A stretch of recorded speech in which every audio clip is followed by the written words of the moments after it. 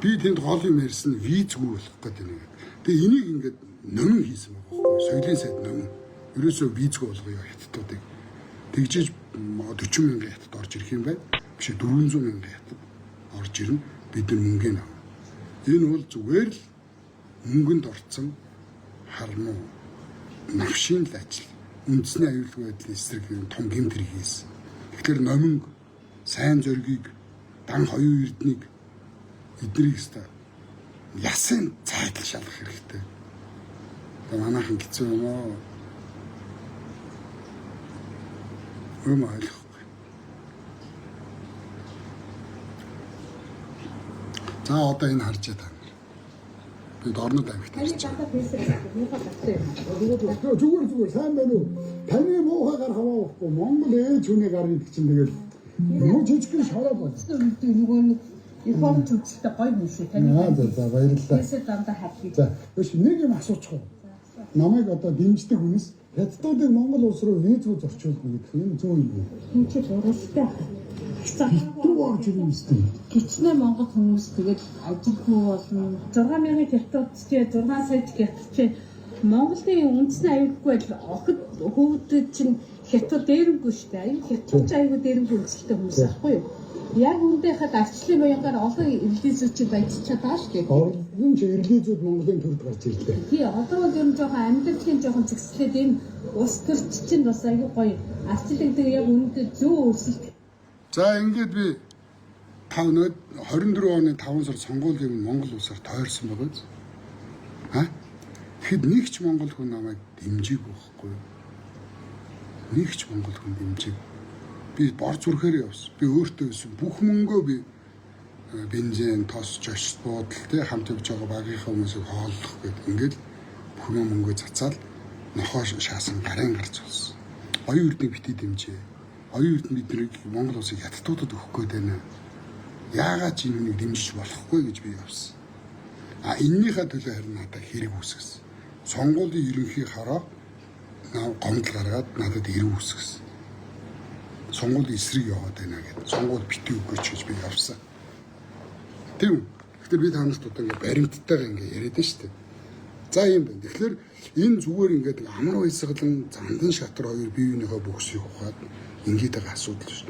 Өнөөдөр Монгол улсын ерөнхий сайд зандан шатар. Тийм. Амар баясгалан хятадд орвцаа. Үндэсний аюулгүй байдлын эсрэг гэмтэр хийцээ. Гэж ярьж болохгүй. Монгол улсын төрийн тэргүүн ингэж ярьж болохгүй. Айдгүй ч түүгээр би яриад сууж. Одоо намайг ингээр хүүхийн хүн зандан шатраас мөнгө авцсан гэдэг. Хэвста урамгүй харлал алрууд л дөө хэвста.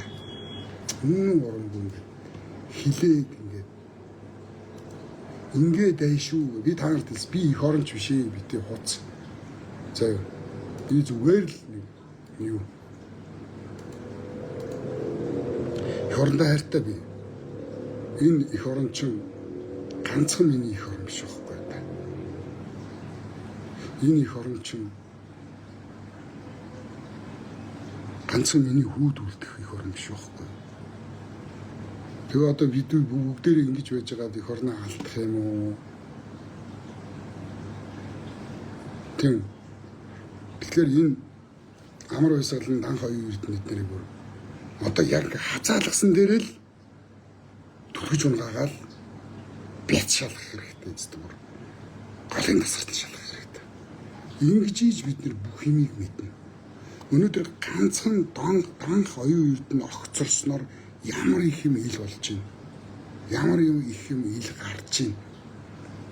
Ямар олон факт, ямар олон гэмтэр илэрч байна. Ганцхан үнийг унгаахт л ингэж байна. Тэгэхээр одоо хин амар баясгалан их хурлын дарга гэдэг чинь том Монгол улстай бол хоёр дахь ерөнхийлөгчийн доотлол. Монгол улсын бүх дарга нарын дарга. Тэгэхээр энэ улс төрийн хамгаалалт хийгээд. Тэгэхээр амар баясгалан унгай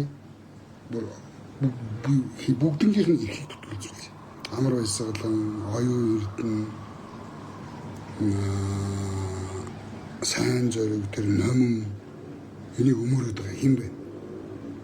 Оюун эрднийг хамгаалаад байгаа, данхыг хамгаалаад байгаа ямар хүн байна? Бүгдийн эрхийн төтгөлзүүл. Ингээд эцсийн тултал шалгуулъя.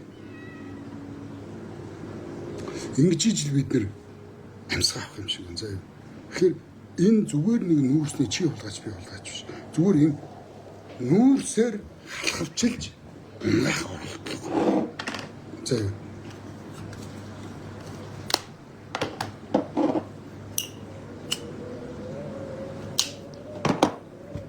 Энд бас нэг нохоон гөлөг орж ирж байна. Гаслаа л юм, генаа л юм. Бас нэг хужааг ирлээ юм шиг. Энэ бистаки блоклж. Энийг иймэрхүү болгоочдыг харахаар үйлцэж байгаа. Хүрээд ирээч биз дан чи. Чадсан. Хүрээд ирж чадахгүй. Facebook-ээр гिच юм чи том шаа. Энэ нохоо блоклж. Юм бандич яаж болов вэ?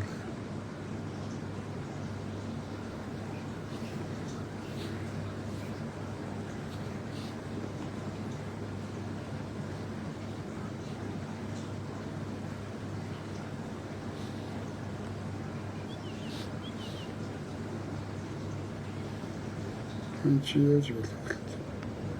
Яг хөвж байгаа. Харин. Тэгэхээр би яах гээд ингэж яваад байна гэвэл би сэтгүүлч биш байхгүй. Сэтгүүлч бол одоо зандан шитраа санхүүждэг бол зандан шитраа юм бичнэ. За энэ одоо бас дорнод аймагт явуулсан миний бичлэг л байна. Би ингээл яваад байсан шүү дээ. 24 оны намраас гисэндээ хятадуудыг 1 сарын хугацаатай Монгол улсад визгүйж орчуулна гэх юм. Энийг та сонсч ирсэн үү? Тэгээ сонсоогүй. Энэ юу зөв? Одоо явахгүй бодлоо. 60 сая ороод ирэх дуусаа. Юу ярьж байгаа юм? Манай 3 сая хүн орж ирэхэд л одоо их хонох газар боллоо шүү дээ. Улсын засгийн газар, Монгол улсын засгийн газар хамтран ажиллах тухай гэдэг хятадуудыг 1 сарын хугацаатай жуулчид татахын тулд визгүйж орчуулах тухай гэж урам гаргасан. Энэ надад амар аюултай санагдав. Энэ чинь тэр бүр ингээд сад татаад ороод ирнэ гэж бодоод байгаа. Одоо хятадуудыг Монголыг жуулчны орн болгох зорилгоор хятадуудыг 1 сарын хугацаатай визгүйж орчуулна гэж урам гаргасан. Энийг мэдж байгаа Твиттерээр битгэхгүй юм байна да. жуулч юм. Иргэд хятадын жуулчид 1 сарын хугацаатай Монгол улсад визгүй зорчно гэдэг асуудлыг мэдэхгүй байгаа нь хамгийн том аюул байна. Цус цэвэр, нэр цэвэр. 24 оны намраас ингээд би бол нэлээ явсан. Тэгээд намайг арт түмэн дэмжээгөө. Би одоо ингээд бүх аймагуудаар ороод сургалтаа хийгээл монтажлал, цацаал их явсан. Тэгээд би энэ дээр бол энэ айл аймаг.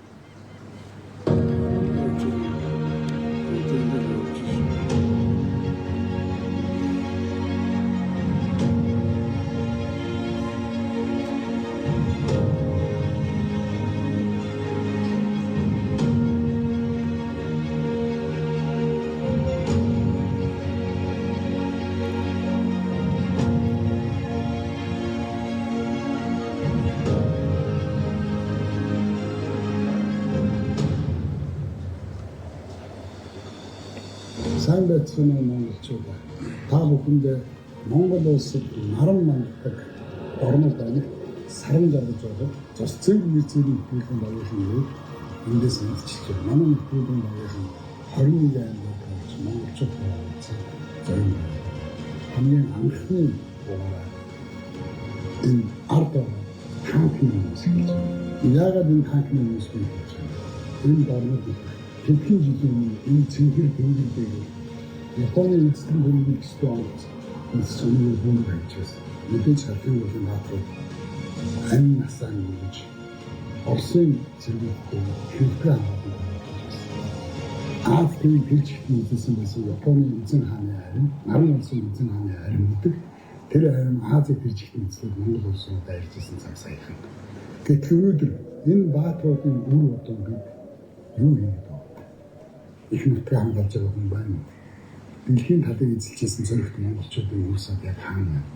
Тэр бүгдээ эхнэрийнхэн хормон доогоор орчихсон юм шиг анир чимэг байсан. их нутгийн төлөө Монгол их орныхон тусгаар тогтнолын төлөө цусаан барьсаж ясаан хэмхчүүлж байсан баатруудын сүнс биднийг харж байгаа шүү. За би ингээд тойрсон Монгол улсаа тойрсон.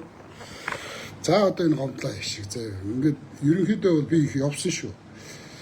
Яваад идэг та нарын одоо их оронч тэгээд байдаг. Та нарын дагаад байдаг, үгийн сонсоод байдаг хүмүүс Монгол улсын төлөө юу хийсэн? Бид нар хин нэгнээс мөнгө авч шантааж хийж уцаа бариад л явсан. Тэд нар ямар ч зардалгүй ажиллаж байгаа. Тэд нар хэнийг ч цалинжуулдаггүй. Одоо та нарын шүтэн, та нарын бурхан орилоо мөнгө эрдэнэ. Монгол улсын төлөө юу хийсэн бэ? Би шүлэг хийсэн. Би дуу хийсэн. Би нэвтрүүлэг хийсэн. Би та нарыг ухааруулах гэж би залуучууд цалинжуулж байгаа. Студ ажиллуулж байгаа. Одоо миний нэвтрүүлэг зогсож байгаа. Санхүүжилт бас байхгүй. Би одоо дараагийнхаа зочноо урьж чадахгүй. Залуучуудаа цалин өгч чадахгүй ингээд сууж байна. Ямар хүн ийм нэвтрүүлгийн тайз зассан. Та нарын хайртай их оронч дотор. Ямар хүн та нарын одоо хайртай их оронч дотор ийм нэвтрүүлэг хийгээд камерууд аваад ингээ монтажлаад ингээ студ ажиллуулад ингээ сууж байгаа. Ямар ч намын бус. Ямар ч намаа санхүүжилт байх. Өөртөө олж байгаа бүх юмна их орныхон төлөө, тусгаар тогтнолынхон төлөө та нарыг жоохон ч гэсэн юм ойлгосоо зөв юм хэлчих юмсан. Энэ хідэн сэтгүүлч нар мөнгөнд худалдагдсан, мөнгөнд явцсан. Үнэн мэдээ дуулахгүй. Ард түмний хаглаад, бутаргаад хооронд нь хэрэлдүүлээд толгойг нь хэрэглүүлээл. Хөрөлсөхөөс мөнгө авч хөрөлсөхийг зүвгээл. Оюун эрднээс мөнгө авч оюун эрднийг зүвгээл. Ингээд мэдээллийн дайн та нар нэрвэгдээд юу ч ойлгож чадахгүй шүү дээ. Тэгэхэд дунд нь ганц үнэн хүн байя. Ганц яг голоор нь олчдаг нэг хүн байх юмсан. Гэд би зүтгэж байгаа. Тэгэл намайг чи 9 шидээр доромжлоо. Би хаяа гутардаг. Гэхдээ иймэрхүү навшин нэг юм лалрын юм ирнэ гэж бодож исэн учраас би мэдээд юу байдаг. Эхэлсэн нэг би хин та нар зориулж энэ шүлгийг өгсөн. Уурга дайсан аам минь Монгол. Уурга шимүүлсэн ижи минь Монгол. Унаж мөлгсөн шороо минь Монгол. Унтаалж өссөн аршаан минь Монгол. Хард явсан чи зүс минь Монгол. Хадамд гарсан чи яс минь Монгол. Нартыг эргэсэн чи элэг минь Монгол. Насыг гэлээсэн чи яс минь Монгол. Тэгэл иймэрхүү хүмүүстэй хамтарч ажиллаа л тий. Одоо энийг хар та нар.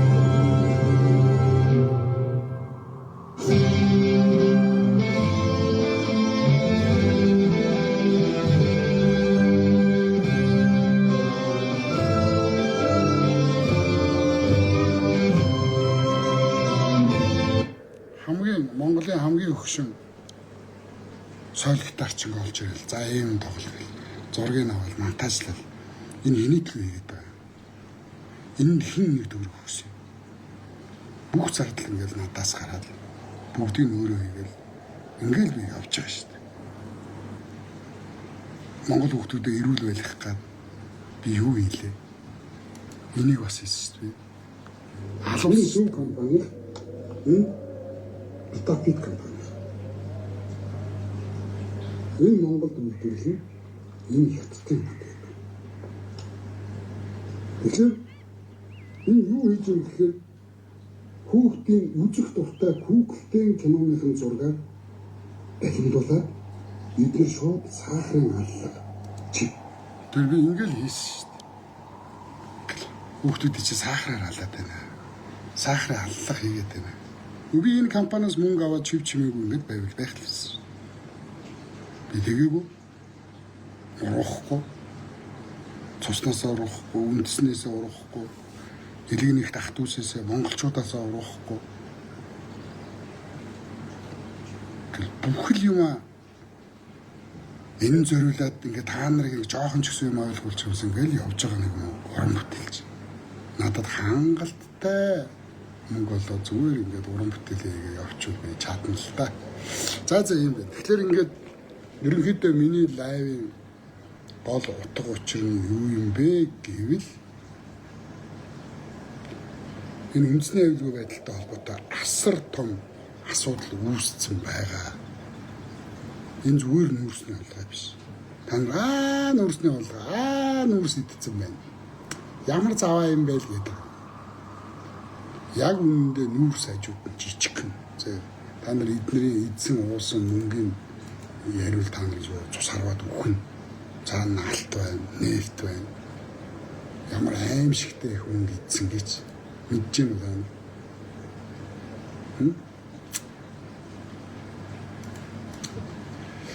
Тэгэхээр амар баясгалан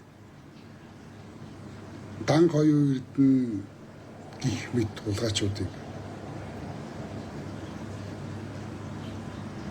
ах ч бас эвгүүгээр байлж шүлээч. Би яасан. Ах ч бас эвгүүгээр байлж шүлээч. Би яасан. За ийм байна. Тэгэхээр оюун эрдэнэ амар баясгалан номын сайн зориг гэдэг одоо энэ зандан шатрын эсрэг зандан шатар одоо яг ийм үед хэдүүлээ төрийн тэргүүний хамгаалаад төрийн тэргүүн муу байж болно муухай байж болно яг энэ удаа бол зөв байрлал дээр ирсэн байх шиг байлаа. Тэгэхээр дан хоёрын эрдэнэ амар баясгалан хэро номин тэр сайн зориг одоо эднийг өмөрөөд байгаа бүлгүүдийг л бид няцлах хэрэгтэй. За дараа нь хөрөлж зандан шатрыг няцлж болно шүү дээ. Тийм үстэй. Бидний гарт байгаа шүү дээ бид нар чинь. Тэгэхээр сайн ч мууч Монгол улсын төрийн тэргүүн Монгол улсын ерөнхий сайдад одоо сонсох цаг нь болцсон юм шиг байна гэж би бодож байгаа шүү. Тэгэхээр дахиад мөнгө авчиж бидтэйгээ хуцаад унаа хэвээр дургуур хийдэг. Би хинээс ч мөнгө авахгүй шүү дээ. Би та нарт анх нэвтрүүлгээ 3 жилийн өмнө эхлэхдээ л би нэгч төгрөг авахгүй. Би худалдахгүй. Ард түмнийхээ тал зогсноо, үнний тал зогсно, зөв тал зогсно гэсэн. Намайг гэсэн чи их хурлд нэр дэвших чинь энийг хүсэн баас тэнд ч очиж яа би мара гэсэн 15 настай бандтай унтдаг 9 шидийн писта лалрууд хулгайчууд үрцэн газар би очиж яах юм писта тэр баас шаврын донд тэгээд ч тэмцэл хувьсгал ордон дотроос эхэлдэг шүү дээ. Ард түмний дундаас эхэлдэг шүү дээ. Ойлгосноо? Миний мөрөөдөл их хурлын гишүүн болох биш. Миний мөрөөдөл жүжигээ найруулах киногаа их. Ойлгосон би кино жүжигтэй би өөрөөсөө илүү хайртай. Тэгэхээр намайг их улс төрнөр дэвшигч юм гэж бити эргүүтцээ. Би тийм жижигхэн гар биш. Тийм жижигхэн боддог жижиг хүн бишсэ. Ийм учраас эрхчлөөд усаар тогтнол үндэсний аюулгүй байдал Монгол улсын хандлага нэгдэх хэрэгтэй сэтгүүлчдэд бити идэг. Мэдв сошиалс худалдагдсан сэтгүүлчдийн мэдээг уншаад бити хоорондоо цотолтоод хоорондоо бити хуваагд заяа. Би хэлсэн амлсан цаг нэр хэрэг талбай дээр харнаа гэж заяа. Харин ирээрээ. Дулаан зөвхөн шонхрууд байсан. Монгол улсын төлөө зүтгэх цаг нэрсэн шүү. Нэг талаас бол бид нарын дайнд нэлээд даривтай оролцох ёстой нөхцөл үүсэж байгаа. Яг тэгвэл бид нарыг дунд тэргүүн улс үлийн ширнэ гэдэг бол бидний тусгаар тогтнолын дараагийн их том алхам явагдах гэдэг шүү дээ. Хоёрдугаарт бид нар ягаад энийг чөлөөлөхтэй ингэж нэрлэдэг гэж. Одоо хиттэг чөлөөлөхтэй ингэж дайнд мордвол одоо Монголын ард түмнийг их тийм баяртай мордохгүй бах тий. Тэгээд тэг чөлөөлөд байх таа чи яадгийн гэж байна. Чоулсангийн цэргээ мордуулахтай хэлсүү байх. Тэн дээр бол за бид ингээ фашист Германыг дараад тэгээ милитарист Японыг дараад ингээд одоо өвөр Монгол ахын дүүсээ чөлөөлж хожмын өдөр нэгэн гэрүүл болж нэгдэх нөхцөлийг хангах хэрэгтэй маа гэж хэлж байгаа. Тэгэхээр энэ дайнд Чоулсангийн тавьсан хоёр дахь том зорилго бол өвөр Монголыг чөлөөлөөд дараа нь бүгд найрамдах Монгол ард улстай нэгдэх асуудал байсан гэж. Энэ хоёр улаан шугам биш үү? Энэ бол манай цэрэг оролцсон зөвлөлт Монголын морьт механик жуулсан корпус гэдэг нь. Морьт цэргийн ихэнх нь Монгол морьт цэрэг энэ ч одоо Дорж, Дандар тэргүүтээ 5 морьт дивиз, 4 морьт дивиз. Тэгээд хорондоо төрхүүгийн их ууны анги, Нянтайсүрэнгийн хоёрт танкийн одоо мото механикжуулсан анги, за цэргийн нисэх энэ төр гэдэг. Энэ дээр бол нэг хэсэг нь бол одоо энэ Сүхбаатар аймгаас одоо Молцог элснээс гэдэг маань Даргангийн нутгаас Долон нуурын чиглэлд цаашаа Жэхэрөө энэ цохилт явж байгаа. А хоёр дахь нь бол замын үүдээс Ирляныг дайраад, Ирээнийг дайраад Чуулд хаалгаар. Энэ хоёр том цохилж явсан. Энэ манай цэргийн явсан давшилт бол одоо нийт болж байгаа энэ Балдины операцийг баруун зүгээрээс нь хааж байгаа цохилт байхгүй. Яагаад гэвэл энд чинь Бээжин байгаа. 45 онд нэгдэхгүй гэдэг бодлого барьж ирсэн юм шүү дээ. Одоо Лю Синьян билүү нэг хятад хүний бичсэн Монголын тусгаар тогтнол хийгээд хятадын асуудал гэсэн нэг тийм ном байдаг. Тэн дээр бүр бичсэн байдаг байхгүй. 7 дугаар сарын сүүлээр одоо эдийн тал хэлцээнд 45 оны 7 дугаар сарын сүүлээр тохироо хийгээгүй гоё шүү дээ. Тэгээ үгүй та нар одоо ингээ Монголыг зөвшөөр гэдэг юм. Тэгээ Монголыг зөвшөөрчгөр чинь наад бол ч өвөр Монголыг нэгтгэх нь гэд яваад байгаа шүү дээ гэд. Тэгтэн стайл хэлсэн байдаг. Тэгээ та нар нэгдүгээрд Монголыг гадаад Монголыг одоо бушуухан тасдаж хаяа. Тэгэхгүй бол наадах чи өвөр Монгол руу халдварлаж орно шүү. А яг үнэхээр өвөр Монгол руу орно гэвэл та нар тэгвэл байлдан гэж хэл. Бид нар дэмжихгүй. Тэд нар дангараад чадахгүй шүү дээ гэж. Тэгэхээр 45 оны 7 дугаар сард Сталин шийдсэн байсан байхгүй. Тэгтээ өөр юм уу маршлыг чи бас магадгүй шүү дээ гэдэг ингээд явуулаад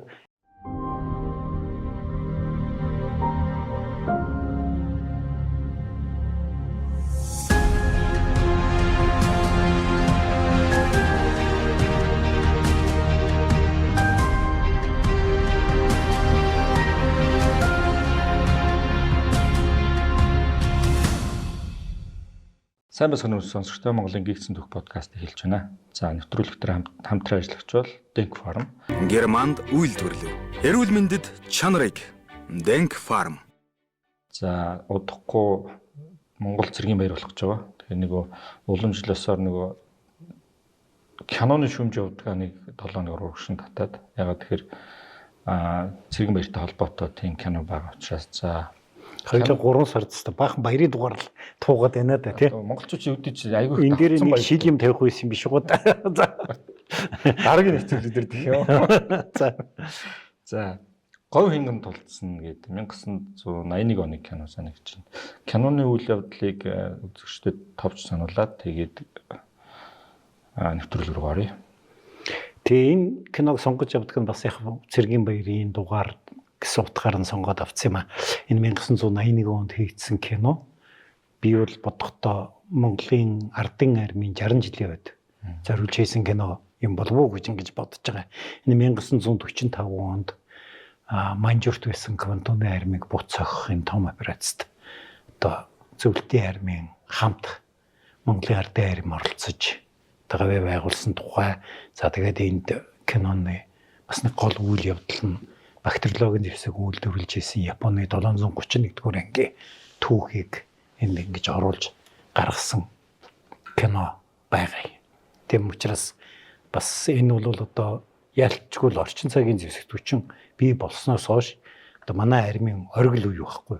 Энд чинь хойд эддэг чөлөөлөд дайнд яваад тэнд чинь бас болоогүй морт дивизиудээс гадна эн чинь одоо их бөөний анги, нисэх анги, танкийн анги энэ төр манай цэргийн энэ төр оролцсон шүү дээ. Тэгэхээр зэрэг бид нар чинь 1945 онд хөрш хятадтайгаа бодох юм бол одоо тэднийгээ чөлөөлж байгаа хүчтэй айрамтай улс болоод хувирчиж байгаа юм л да. Энэ кинод чинь нөгөө гол үйл явдал нь 45 оны үйл явдал нөгөө өмнө нөгөө халахгүй дайнтай холбоотой сэдвүүд явж байсан. Гэхдээ энэ удаагийн дайны онцлог нь ер нь Японы эсрэг дайн зарлах асуудал 45 онд шийдэгдсэн үү эсвэл аль 39 онд ер нь цаг нь болохоор дайран дайгаа монголчууд тооцож байсан юм уу? Монголчуудаас нэг хамааргүй. Ер нь бол 39 онд халахгүй байлдаан болсны дараа 1941 онд Орос зөвлөлт Японы одоо төвийг сах гэрээ гэж байгуулагдсан шүү дээ. Тэгээ яг энийг 45 оны дайныг бол зарим түүхчид одоо зөвлөлт Орос улс тэгээд өөрөө хүчтэй болоод ирэнгүүтээ гэрээг зөрчөөд дайрсан гэж. Энэ нөгөө гэрээг нь уншаагүй хүмүүс тэгж бичээд байгаа. Тэр төвийг сахих тухай гэрээ гэдэг бол хоёр дахь эсрэг дайрахгүй гэсэн гэрээ биш байсан шүү дээ. Хэн нэгэн хүн 3 дахь улс одоо аль нэгэнтэй байлдах юм бол тэр улсын талд орохгүй гэсэн гэрээ байсан байхгүй. Гэхдээ энэ гэрээний нэг одоо мундаг давуу тал нь юу юм гэхлээр үнэхээр одоо эх орны дайны хүнд жилүүдэд бол алс дорнод одоо хоёрдугаар фронт нэгдэггүй. Энэ шалтгаанч бас ойлгомжтой 39 онд 8 дугаар сарын 20-нд манай Зөвлөлт Монголын цэрэг халахын гол дээр шийдвэрлэх давшилтанд орсон өдөр биш үү? Тэр өдөр Германы гадаад яамны сайд Риббентроп юу ниссэн шүү дээ. Москва руу нисэж. Зөвлөлт Германы пакт байгуулах асуудал тэгж яригдсан байхгүй. Энэ бол Японы гүнзгий шоконд оруулсан. Яг тэгвэл 1936 онд Итали, Япон, Герман гурвч нийлээд Коминтерны эсрэг пакт гэж байгуулад эдгээр ч одоо нэг эвслэх байсан байхгүй. Тэгээд нөгөө нөхөрчин балбуулж исэн чинь нөгөө холбоот нь чинь панк гэд нисч очсноо. Зөвлөлт Орос улстай гэрээ байгуулад Польшийн голоор нь хувааж аваад Эстон, Латви, Литвийг өгөөд тий Европыг уугаад авчиж байгаа байхгүй. Тэгээд тэрнээс болж эн чинь засгийн газар ногцсон Керномгийн засгийн газар байсан баха. Огцроо тэгээд энээс болж ер нь энэ зөвлөлтийн эсрэг одоо алс дорнод руу одоо дайн хийхэ болив гэд одоо Японч бас хуурайзамынхан тэнгисийн цэрэг хоёр чинь өрсөлдөж байгаа шүү дээ. Тэгээд тэнгисийн цэрэг нь ерөөсөө Евро зүүн тасруу довтлё гэд Японы довтлогоо ингээд 1940 оноос эхлээд дандаа зүүн даз хятад бүх довтлогоонод чиглэгдээд явчихсан юм төвхтэй байдаг юм л да. 45 оны дайн одоо энэ алхахын гол эсвэл юу гэдэг урагшаа болж байгаа дайн дээр Японтой их дайн дээр Зөвлөлт Монголыг гээд хоёр улсын юу айр марж байна. Нэгдүгээр зөвлөлт холбоот улс одоо яг энэ үеэс эхлээд нөгөө талд нь хүчрэх гэж байгаа Америк уу тэгээд зүүмэн зэвсэгтэй болцсон. Гэтэл энэ асуудлыг ингээд хятадыг бүхэлдэн зүүн урд хэсгийг эзэлж явах үед Америкууд зүгээр байгаад байгаа нь ямар учиртай юм бол? Гэхдээ зүгээр байгаагүй, огт байгаагүй. Гэхдээ энийг ярихын өмнө нэг зүйлийг тодруулж хэлье. Чивтер халахгүйн тайны тухай дугаар нэлээд өмнө хийсэн шүү дээ. Тэр дугаарын дараа хүмүүс гээд Баабард хоёр өөр юм яриад байна гэдэг шүүмжилсэн. Баабар ч ерөөсөө энэ дайнд оролцоогүй гэж шүү дээ. Манай монголчууд оролцоогүй гэж байна. Таад гэсэн ч яст амар оролцсон гэж байна гэдэг. Тэгэд эн чинь нөгөө судлаач аль өнцгөөс харахсаа болно л доо. 1939 оны 8 дугаар сарын 20-нд Монгол зөвлөлтийн цэрэг шийдвэрлэх давшилтанд ороход бол 60 гаруй мянган зэрэг офицер энэ давшилтанд орсон. Тэгэхэд бол байлдаж байгаа харимд бол 8 мянган монгол зэрэг явсан. Тэрнээс 4 мянган зэрэг нь байлдааны ажиллагаанд орсон. Чи тэгээ 60 мянган 4 мянга гэхээр яг нэг өнцгөөс харвал бараг оролцоогүй шахуу. Юм болоо өөрчиж чинь тий. Нөгөө талаас тэр үед одоо Монголын хувьсгалт улаан цэрэг бол 17 мянган зэрэгтэй байсан шүү дээ. Тэрний 8 мянган фронт дээр байна. Чи хоёр зэргийн чинь нэг нь фронт дээр. Тэгээ фронт дээр байгаа цэргийн чинь бас хоёр зэргийн нэг нь байлдааны үйл ажиллагаанд оролцоод давшилтанд орж ийн. Тэгэхээр бас оролцсон ч гэж хэлж болно тийм ээ. Тэрнтэй адилхан 1945 оны дайныг зарим төвчд болгүй манай хацын оролцсон байхгүй шүү дээ гэдэг. Ингэж ярьдаг юм. Яг нь зөвлөлтийн улаан харин болвол энэ давшилтыг энэ дайныг эхлүүлэхдээ бол сая 500 мянган цэрэг офицер 5500 танк өөрөө явж их буу 3800 нисхэн гоц энэ байлдааны одоо театр дээр төвлөрүүлсэн л дээ. Тэрэнд бол одоо манай цэргийн тоог бол 45 мянга гэж дээдлэлтэй бичдэг. Доотлолтой 22 мянга гэж бичдэг. Оролцсон цэргийн тоог. Яг тийм үн зөрүүтэй тоонууд орчин үеж яваад. 45 мянга гэдэг нь нийт цэргийн тоо 22 мянган байлдааны өрөг гүйцэтгсэн болтой юм шиг байгаа юм да би тэгж хараад байгаа. Гэхдээ тэр чинь Монголд амар том тоо байхгүй. Яг одоо яг ингээд чи сая 500 мянган зэргийн дотор нэг 40 мянган зэрэг явж байгаа бол заддаа ирэнд оролцсон юм уу даа гүмүүл гэж хүмүүс хэлэх бах те. Тэгээ халагдсан хүний том 675 билүү дээ. Чи тийм том дан хийчихэд 675 хүн халагдсан байж гэдэг юм уу. Нөгөө талаас чи ингээд аваад үзтээ 45 оны 10 сард Монголын тусгаар тогтнолын асуудлаар ард нийтийн санал асуулга явуулсан. Тэрэн дээр 483 мянган хүн санал өгсөн байна. Өөрөөр хэлбэл манайд насанд хүрсэн 480 мянган иргэн байна гэсэн үг. За 240 мянган автоматар хасж эмгтээчүүд тийм ээ. За саана 240 мянган хүлд нь 240 мянгаас нэг 60 70 мянга одоо өвгөд хөгшөд байж штэ.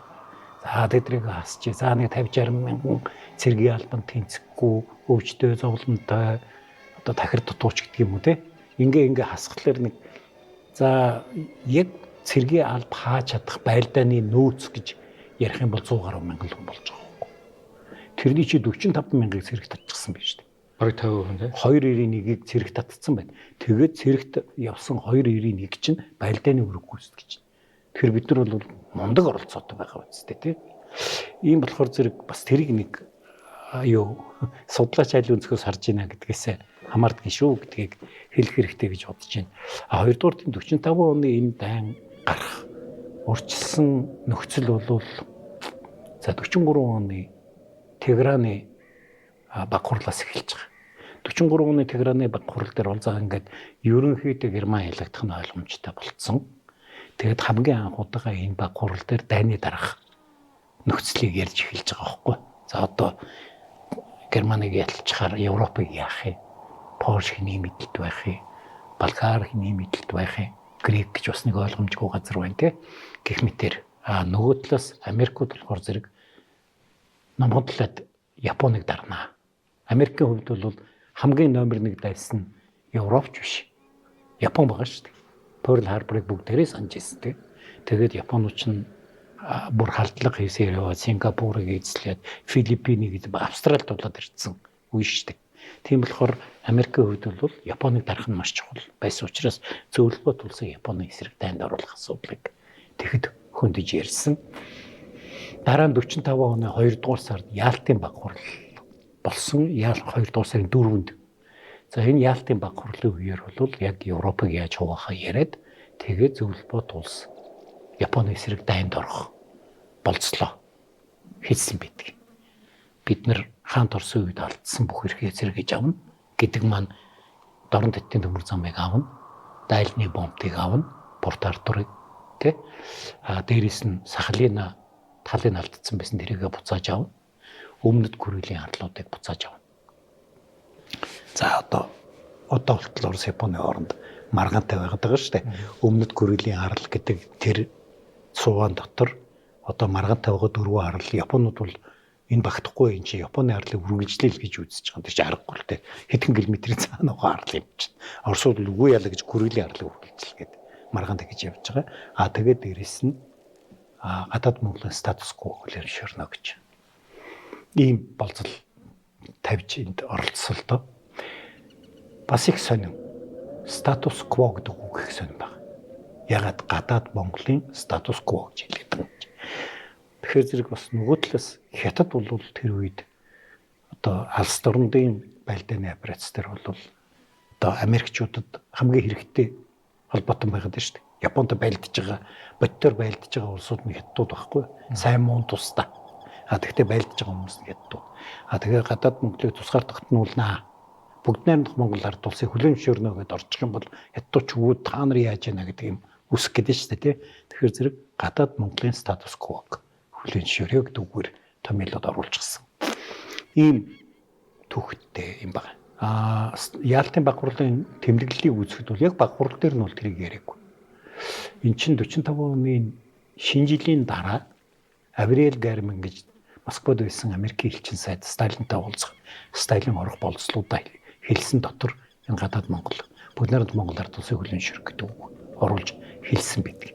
Тэгээ баг хурл Яалтын баг хурлын үеэр бол тэр ингээд хоёр талаасаа ойлголцсон учраас текстэн дээр гадаад Монголын статус кво хүлээн зөвшөөрнө гэж бичиж оруулаад тэгээд баг хурл дуусгах яхад билүүд Сталин Рузвельтэд хандаад Хятадаар зөвшөөрлөхийн та нар хийх юм байгаа үстэй гэж хэлсэн байдаг. Тэгсэн Рузвельт толгойд гэсэн гэж Монголын тухай ирсэн цорын ганц яриан тэр. Ингээд энийг залгаад тэр Яалтын баг хурл дээр зөвлөлт улс бол Германыг ялаад 3 сарын дараа Японы эсрэг дайнд орно гэж. Тэгэнгүүтээ 4 сард нөгөө Японтой байгуулсан төвөөсөх гэрээгээ хүчингүй болгочихж байгаа. Үзэлбатулсан. Энд чинь ингээд бэлтгэл эхэлж штэ тий. Энэ алс дорнотын байлдааны операцийг удирдсан маршал Василевский бол энэ үед Кёнигсбергийг чөлөөлж явсан. Одоо Оросын Калининград хот. Тэгэхэд Василевскийд Сталин өрөө өгсөн баг. За чи алс дорнотын дайныг удирднаа. Тийм болохоор зэрэг одооноос бэлтгэлээ хангах гэж. Тийм учраас бэлгэлүүд арихтай харилцаанд Василевский оролцоогүй юм jirт. Манай бол хүчээ алс дорнот руу ирээд дараагийнхаа дайныг бэлдээд эхэлж байгаа байхгүй. Түүхч Мэргэн сайд Агдам буугийн амар сангийн тэргүүн түүхийн ухааны доктор Отгон Баярын Монголын гээгцэн түүх цовруулын шин дэвтэр болох Монголын гээгцэн түүх 3 ном хэвлэгдэн гарч уншигч таны гар дээр хүрч байна. Их түүхээ судалж эрдэм мэдлэгээ зузаалцгаая. Нөгөө талаас энэ үед их олон үйл явдлууд зэрэг өрнсөн юм болсон л доо. 6 дугаар сарын 16-нд Америкт Лос Аламост атомын бөмбөг төрсөн. Many felt it would never work. Others were concerned that it would and would end the world. On July 16, 1945, both sides were proven wrong as the world's first atomic bomb was exploded.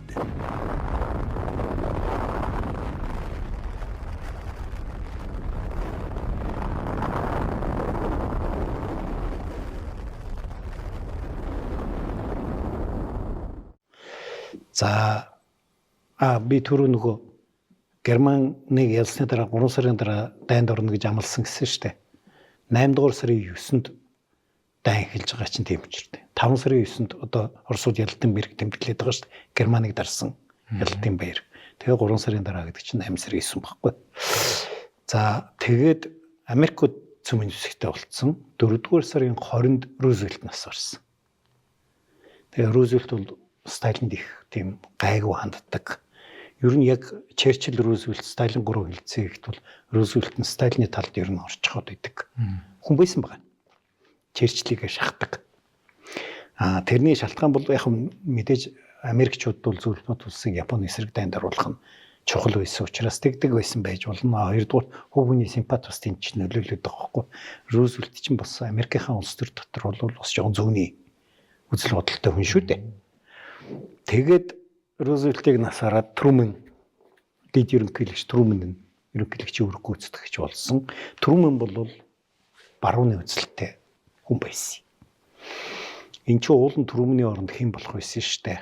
Нөгөө манайд айлчилдаг дэд ерөнхийлөгч байсан нөхөр чинь болох хэрэгтэй байсан.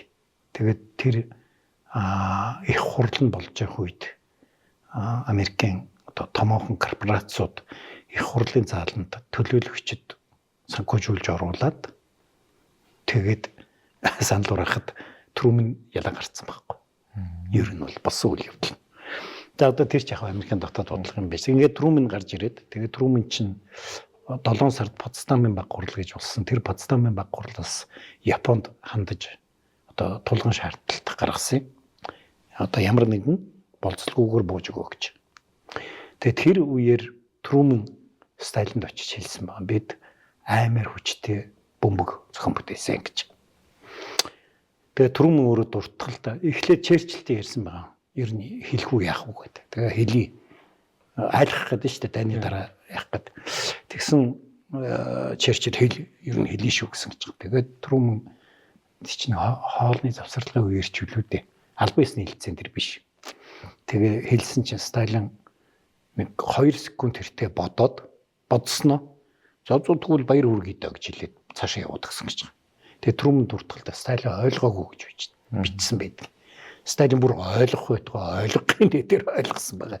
Ягаад гэвэл одоо байгаа баримтуудыг үзэх Сталин тэндээс гараад өөрийнхөө одоо буусан буудалтай ирээд хамгийн түрүү Беригээр уцсан баг. Тэгээ Курчатовын ажлыг төрөглүүлээ гэж. Курчатов чинь зөвлөлтийн адмын юм гэж хэлсэн үү те. Энэ ажлыг төрөглүүлээ гэж. Хоёрдугаар алс дорнод байсан маршал Василевский руу уцтаад яг цагтаа дайрч орно шүү гэж хэлсэн баг. Энэ кинонд нэг Сталин уцтаал Василевский одоо бас нэг амжихгүй байна. Цэргүүд ингээ тээвэрлэгдэж байна энэ төр гэсэн чинь цагтаа орно шүү гэд. Яг болсон үйл яриа байхгүй. Васильев байна. Сайн байна уу нөхөр Васильевский? Нөхөр Сталин, таны ямар гэрээ? Бэлтгэл ажил ямар байдалтай байна? Тухайн төлөвлөсөн ёсоор явагдаж байна. Нөхөр Сталин. Эхлэлтийг 10 хоног наашин татаж болохгүй болов. Та бодооч. Болохгүй хаа. Манай зэрэг цуглаж үгүйцэг байна. Бас чухал хэрэгтэй зүйлүүд. Тухайлбал шатхан бас гал тэрсэлж бүрэн татчамжаа болохоор боловцоо том байна. Нөхөр Сталин эхлэх цагийг хуучнаар нь байлгахыг би танаас хүсэж байна. Эхлэх хугацааг хуучнаар нь байлгахыг би танаас хүсэж байна. Нөхөр Сталин. За. Тэгтэл 9-ээс хойшлуулж болохгүй шүү. Мэдлээ нөхөр Сталин. Танд амжилт хүсье нөхөр Васильевский. Тэр байтугай Васильевскийн дуртгалыг энэ ашигласан байна лээ. Васильевский уцаа тавихтаа за нэг чухал үйл явдал болж тээ гэж бодсон гэж. Тэгээ тэрийг гаргаж байгаа энэ кинон дээр. Сталин бол шууд ойлгож байгаа байхгүй. Нэгэнт Америкууд тийм бөмбөгтэй болчихж байгаа бол тэгэхээр мань хүн атомын зэвсэг гэдэг нь юу вэ гэдгийг яг үзээгүй л байгаа бах тий. Гэхдээ ер нь юу вэ гэдгийг мэдж байгаа юм байхгүй. Тийм учраас Япон бол ялагдах юм байна, буужих юм байна. Тэр шууд ойлгомжтой юм байна. Тэгэхдээ Японыг одоо буулгаад авна гэдэг дээр хэн ямар хувь нэмэр оруулах вэ гэдэг нь Хятад хэний талд байх вэ гэдгээс хамаарна. Тэгэхээр дайны дараах геополитик одоо за Чанкаши ялчих юм бол ер нь тэгээ Хятад Орос зөвлөлтийн эсрэг болно гэдгийг бол Сталин тооцож байгаа тийм үү. Дайнд дууссаны дараа Америк, Англи хоёртой үзнэ гэдгээ бас тооцож байгаа. Хүйтэн дайн гэж шууд хэлээгүй ч гэсэн ер нь бол бид нар өрсөлдөгч болно гэдгээ тооцож байгаа хүмүүс шүү дээ. Хүн шүү дээ. Тийм болохоор мань хүн чинь Васильевскийг чи түрглээ, чи цагтаа орно шүү гэж. Яг бол Японыг дарахад зөвлөлт улс мэдэгдэхүйц том хувь нэмэр оруулсан байжээж Азийг хувааж авахд зөвлөлт улсын нөлөөг тооцох хэрэгтэй болно гэсэн үг шүү дээ. Ийм юм харагдаад байгаа юм л да. Бид ягаад оролцсон бэ гэдэг асуудал Монгол ард улс. Бид чинь зүгээр л таны түрүүний хэлсэн статус квогоо хадгалаад тэгээд тэргээ бэхжүүлэх асуудал дараагийн түвшинд оруулах эсвэл өөр бас геополитикийн бодлого зорилт байсан уу? Байгаа. Тэр бол бүр айгүй харагддаг. Яг гоо эхлээд бол мэдээж өөрийнх нь тусгаар тогтнолыг Хятадаар хүлээн зөвшөөрөх гэсэн үг. Номер 1 асуудал. За тэр бол нөгөө Потсдамын баг хурлын дараа Москвад зөвлөлт хэдийн хэлцээ эхэлж байгаа. Дайнд орох нөхцөлийнхэн тухай хэлцэж штэ. Тэгэд тэр хэлцээ эхлэнгүүт Сталин асуудал тавьж байгаа байхгүй. Дайнд орох нэг нөхцөл нь бол бүгд найрамд Монгол ард улсын хөлөө ширхэг бодлоо гэж. Тэгэхэд бол Хятадын ерөнхий сайд Сунзивэн гэж хүн очсон. Энэ Хятадын түүхэнд нэг 3 ихчдүү 3 байд юм аа. Нэг нь Сун Яцсентэй суусан, нэг нь Чанкашитэй суусан, 3 дахь нь Сунзивэнтэй суусан. Суммейлин гэдэг нь Чанкашигийн эхнэр баг. За тэгэд энэ Сунзивэн ирээд нохотхгүй юу? Мө статус-кво юу? Тэгээд статус-кво 1924 оны зөвлөлт хэдтийн гэрээгээр бол одоо энэ монголчин бол дунд тэргэн улсын нэг хэсгэ. Тэгэхээр энэ статус-квог одоо хүлээн зөвшөөрж байгаа юм байна шүү дээ гэж нохотхгүй. Гэсэн чи Сталин бүр хэлцээнийхэн тэмдэглэл дээр үгүй ээ. Бид нэр статус-кво гэдгийг бүгд 8 дахь Монгол ард улсын тусгаар тогтнол гэж үзэж байна гэж. Бүр яг хатуу толгож байгаа. Тэгээд ер нь бол их олон асуудлаар хилцээ явсан ч гэсэн хамгийн гол гацаа энэ дээр л үүсчихсэн байгаа юм л да. Хятадууд үлэн зөвшөөрж чаддгүй. Тэгээ бүр эн чинь 5 хоног хилцээ хийчихэд буцах гэсэн хүн чинь 14 хоног. 14 хоногт нь 7 сарын 4-нд маршал чагуулсан Москвад айлчилж очиж байгаа. Маршал жил болгоо очдөг л байсан л да. Тэгэхэд анхудаага маршлыг юунда Ярославын галт тэрэгний буудлын дээр хүндэт харуултай ёслолын 21 их бум буудлагатай зөвлөлт улсын ерөнхий сайд Молотов одоо тосч яваад Каганович Молотовыг тосч явсан гэдэг л. Сунзивэнийг бол Москвагийн аэродромд буухад нь гадаад хэргийн сайд тосч яваад буудалд нь авчиж болгож байгаа шүү дээ. Тэгэхээр Оросууд нөгөө Хятадуудад харуулж байгаа байхгүй. Бид нар бүгдээр Монгол ард улсыг тусгаар улс гэж үзэж байна. Чи бол ерөнхийдөө энэ бол Монголын ерөнхийлөгч ирж байна. Тийм болохоор чамаас нэг шат илүү аслын бодлого модлоготой үлээж авч чинь гэж. Бас энэ чинь айгүй том ёслоор дамжуулсан бодлого яваад байгаа. Тэгээд сүүлдээ Сүнзэвэн Чанкашид бүр цахилгаан явуулаад одоо энэ асуудлыг шийдэхэд юу яагаад байна? Ер нь Монголын асуудал тийм болов. Энийг нэг тийш нь болгож шийдэх хэрэгтэй байна гэдэг. Тэгээд Чанкаши аргагүй юу байдалд ороод тэгээд Чанкашигаас юунд ирүүлсэн Сүнзэвэнд ирүүлсэн цахилгаан утсыг Сүнзэвэн Сталинд уншиж сонсгосон байдаг. Тэгээд энэ дээр бол хэд хэдэн юм хэлсний дотор нэгдүгээрт Манжуурт болон Шинжаанд зөвлөлбөт улс тусламж үзүүлэх юм бол зөвхөн төвзгийн газарт үзүүлнэ гэдэг болцлыг хүлээж аваа. Өөрөөр хэлбэл тийшээ коммунистуудыг оруулахгүй шүү гэж шүү дээ. Нөгөө Мао ч бас тэнд дайгээд байгаад байгаа шүү дээ тий. Хоёрдугаарт энэ нутгуудыг та нар булааж авахгүй шүү. Шинжаан бол яг өмнө хэрэг дээр бол зөвлөлтөө харьяаны улс шахуу болцсон байгаа шүү дээ энэ үед. Бүр тэр нэг хоёулаа Аспаны дээрэмчдийн тухай ярьж байхдаа Шинжаанчд ирээд бүр зөвлөлтөө бүгд нарийн улс болцсон байсан шүү дээ гэж. Манжуурыг бол эзлэх нь ойлгомжтой. Тэгээд тэнд Манжуурийн бүгд нарийн улсгээ байгуулчих болно тийм ээ. Тэгээ хоёр дахь болол нь бүгд найрамдах Монгол ард улс хойд хотыг чөлөөлөхөд дөрвтэй хөнөмөр оруулах ёстой. Гурав дахь болол нь Монголд ард түмний санал асуулга явуулаад тэгээд одоо ард түмэн үнэхээр тусгаар тогтно гэж үзэж яхаа бол одоо дундад иргэн улс эсэргүүцэхгүй гэж. Энэ тухай хоёулаа нэг дугаар дээр ярьсан санагдаж байна. Тэгээ яагаад ийм шаардлага тавьсан гэдэг чавлсан солиорцсон юм уу ч 24 жил тусгаар явж ирчээд гинтхний өдөр бүх хүмүүсээс өглөөлөө бид тусгаар байх ёстой гэж та нар үзэж гин үү гэдэг ингээд асуугаад байдаг гэж. Тэгээ энэ бол хятадын талаас тавьсан болцол байсан. Ингээд ерөнхийдөө нэг талаас бол бид нар энэ дайнд нэлээд дарвтай оролцох ёстой нөхцөл үүсэж байгаа. Яг тэгвэл бид нарыг дунд тэргүүн улсуулын ширнэ гэдэг бол бидний тусгаар тогтнолын дараагийн их том алхам явагдах гэдэг шүү дээ. Хоёрдугаарт бид нар яагаад энийг чөлөөлөхтэй ингэж нэрлэдэг гэж. Одоо хятадыг чөлөөлөхтэй ингээд дайнд мордвол одоо Монголын ард түмнийг их тийм баяртай мордохгүй бах тий. Тэгээд тийг чөлөөлөд ах таа чи яадгийн гэж байна. Чавлсангийн цэргээ мордуулахтай хэлсүү байх. Тэн дээр бол за бид ингээ фашист Германыг дараад тэгээ милитарист Японыг дараад ингээд одоо өвөр Монгол ахын дүүсээ чөлөөлж хожмын өдөр нэгэн гэрүүл болж нэгдэх нөхцөлийг хангах хэрэгтэй маа гэж хэлж байгаа. Тэгэхээр энэ дайнд Чавлсангийн тавьсан хоёр дахь том зорилго бол өвөр Монголыг чөлөөлөөд дараа нь бүгд найрамдах Монгол ард улстай нэгдэх асуудал байсан гэж. Хоёулаа киноноос гөөмө хол явж байна. Тэгтээ яах вэ тий? Ерөн зөвхөн энэ нөхцөл байдлуудыг ярихгүй болохгүй байх. Зөвхөн тэр хараад байхад бол манай хүн шууд нэгтгэж асуудал биш байсан юм шиг байлаа. Ямар ч байсан гэсэн тэр 45 оны өвөл нэг сар төлөвтэй айлчилж очихт нь Кремльд болсон хүлээн авалтан дээр энэ өвөр Монголыг нэгтгэх тухай асуудал хөндөгдсөн юм шиг. Тэгээд тэр үед Сталин дэмжсэн болтой юм шиг л харагдаад байгаа.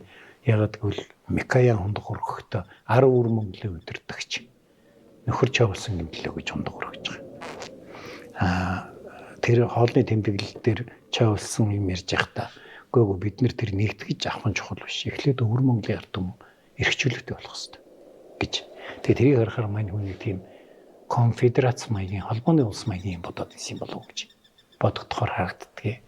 Жаргал сайхангийн дуртгал дээр тэр орой Кремлээс ирчээ сэтгэлний хөдлөөд самбуугуудаа шатар тоглож шүндэл болтол суусан. Тэгээд би нэг удаа цай оруулж өгөхөд тэр хоёр ярьж байгаад манай улс чинь 10 сая хүнтэй болох юм биш үү гэж ярьж исэн гэд.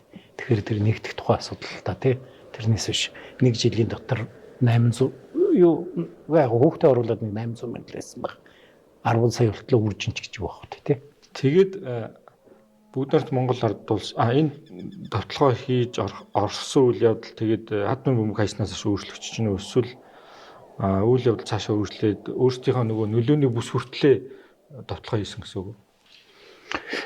Гэхдээ яг юу нь вэ штэ дайн эхлэх одоо асуудал вэ штэ бидний одоо шалтгааныг хоёулаа ярьлаа тийм үү? Яагаад энэ дан ингэж эхэлж байгаа юм бэ гэж.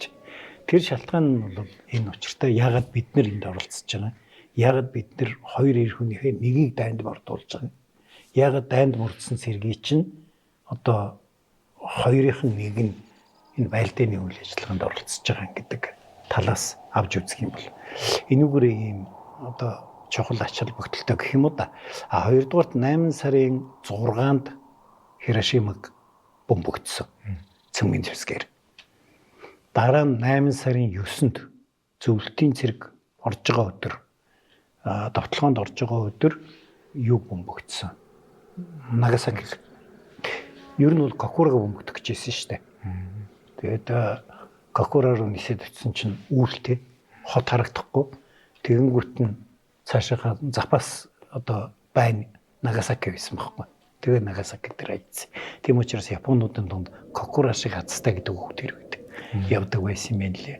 Киотог уул нь бомбогдох ёстой байсан. Тэгсэн чинь тэр үед Батлан хамгаалахын сайд байсан Стивенсон анх гэрлээд Балсараа Киотод тэмдэглэсэн хүн байж байгаад хүү яалаа гэж Киотог бомбогдохын төрчээс амар их гоё түүхэн дурсгалтай газар гээд Киотог тэр юунаас нь хассан. Хоёлаа их марзан түүхүүд бий. Тэгэхдээ ерөнхийдөө ингээд зөвлөлтийн улаан харим орох одоо нөхцөлийг одоо яаруулад байгаагийн учир шалтгаан тэр байхгүй. Америкууд нэг 3-4 бот бомбогдсны дараа Японд бууж өгнө гэж одоо айж штэ зөвлөлтийнх. Тэгэхээр зэрэг хэрвээ юунууд Японууд буугаад өчвөл нөгөө зөвлөлт бот улс тэр дайнд орох болцоогүй болчихно. Болцоогүй болчихлоор яах вэ гэхээр Хятад Чанкаши ялна. Тэгээд Хятад зөвлөлтийн эсрэг улс болж хувирна. Тэгэхээр чин зэрэг наадах ч бол айгүй чухал асуудал болж байгаа юм. Хоёрдугаар яг зарим хүмүүс одоо ингээд зэргийн түүхчид ингээд идэм юм. Ер нь бол одоо зөвлөлт бот улс бол тэр 5 жил Германтай байлдсан амар хүчтэй бэрттэй тийм улс бол нэг Японыг бол зүгээр контоны харин ганц харин шүү дээ. Тэгэл нам дарсан байхгүй юу гэж. Ингэж ярих гэдэг. Германд үйлдвэрлэв. Эрүүл мэндэд чанарыг Denk Farm. За энэ ингээд 3 фронт энд бэлтгэж байгаа. Нөгөө сая 500 мянган зэрэг чинь ингэж хувааж байгаа. Өөр байгалийн фронт, байгалийн сайдах фронт ч гэдгийг. За тэгээд Алс дорнотын 2 дугаар фронт, энд Алс дорнотын 1 дугаар фронт. Энд ч одоо нөгөө нэг Хабаровск, Владивосток гэдэг байгаа хэсэг шүү дээ. За эндээс Монголын хил хүртэл 3000 км. Энэ одоо амар мөрнөөс за мөгдөн гэж бодъё тий 1500 км. Энэ чинь бол Итали Германыг нэгтгсэн ийм том нутаг дэвсгэр дээр болох гэж байгаа байлдааны үйл ажиллагаа. Тийм ээ. Хоёрдугаарт жишээлбэл 1944-45 онд зөвлөлтийн улаан харим Германы эсрэг хийсэн 10 том операц гэж байгаа шүү дээ. Тэр чинь ийм нутаг дээр л болж байгаа. 2 жилийн турш 10 том операц. Сталины 10 цохилт гэж нэрлэгддэг. Тэгэхэд одоо энийг чи одоо нэг цохилтоор одоо юу явах хэрэгтэй болж байгаа. Хоёрдугаарт биш үү? Ингээд их хянганы нуруу. Тийм ээ. За энэ ингээд ууларх нутаг байгаа. Энд чи дээр үесээ эхлээд бүс тунгуус аймагуудын амьдардаг ингээд. Тэг ингээд байгалийн ийм саадтай. Дээрээс нь хэрвээ ингээ харах юм бол энд бих Мудензяны бэхлэгдсэн орён, Хайларын бэхлэгдсэн орён гэд ингээд бэхлэгдсэн орёнуудтай. Тийм болохоор зэрэг энэ байлдааны үйл ажиллагааг явуулна гэдэг бол цэргийн хувьд маш хүндрэлтэй ийм операц явагдаж байгаа. Мэдээж энд бол ингээд зөвлөлтийн харим ингээд энэ байлдаанд орж ийн л да. Энэ хоёр улаан шугам биш үү? Энэ бол манай цэрэг оролцсон зөвлөлт Монголын морьт механикжуулсан корпус гэдэг нь. Морьт цэргийн ихэнх нь Монгол морьт цэрэг энэ ч одоо Дорж, Дандар